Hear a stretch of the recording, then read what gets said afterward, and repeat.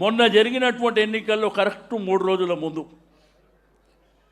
జూబ్లీహిల్స్లో ఎట్లయితే 200 కోట్లు ఖర్చు పెట్టిర్రో మళ్ళా 3 రోజుల ముందు ఊర్లు గ్రామాలు విచ్చలవిడిగా ఆ రోజు కేసీఆర్ గారు లోకల్ బాడీ ఎలక్షన్ జరిగితే ప్రచారానికి ఎక్కడ పోలే, మంత్రులు ఎక్కడ పోలే.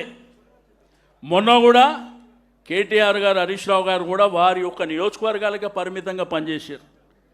ఎవరన్నా మన నాయకులు అన్నా మీరు కంపల్సరీ రావాలంటే పక్కనే పోయారు.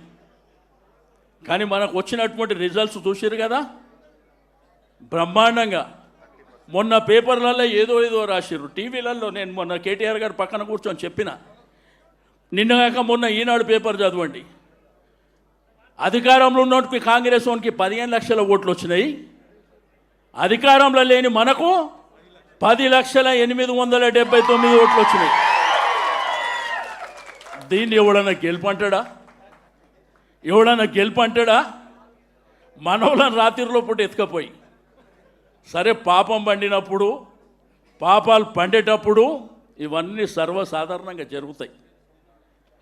కానీ 2 ఏళ్ళ తర్వాత ఇక మాకు నేర్పించింది, మేము ఇంకా నేర్చుకుంది చాలా ఉంటుంది.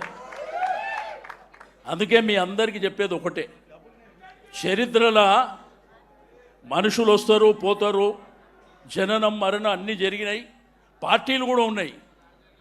కానీ ఒక దేశ చిత్రపటంలో ఒక రాష్ట్రాన్ని సాధించినటువంటి ఏకైక నాయకుడు కేసీఆర్ చరిత్ర ఉన్నంత వరకు ఉంటాడు.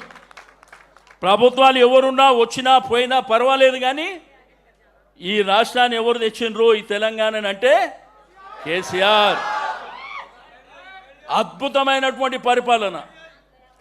కాబట్టి మనం అందరము వారి జన్మదినాన్ని బ్రహ్మాండంగా జరుపుకోవాలనేటువంటి సంకల్పంతో రాష్ట్రంలో రక్తదాన శిబిరాలు, ఆలయాల్లో పూజలు, మసీద్లో ప్రార్థనలు, చర్చులలో ప్రార్థనలు, మన వాళ్ళు ఎక్కడికక్కడ మన పండుగ దినాన్ని ఘనంగా జరుపుకునేటువంటి రోజు. కాబట్టి ఈరోజు ఈ కార్యక్రమాన్ని మరి అద్భుతంగా నిర్వహించుకోవాలని మీ అందరికీ మరోసారి రిక్వెస్ట్ చేస్తున్నా.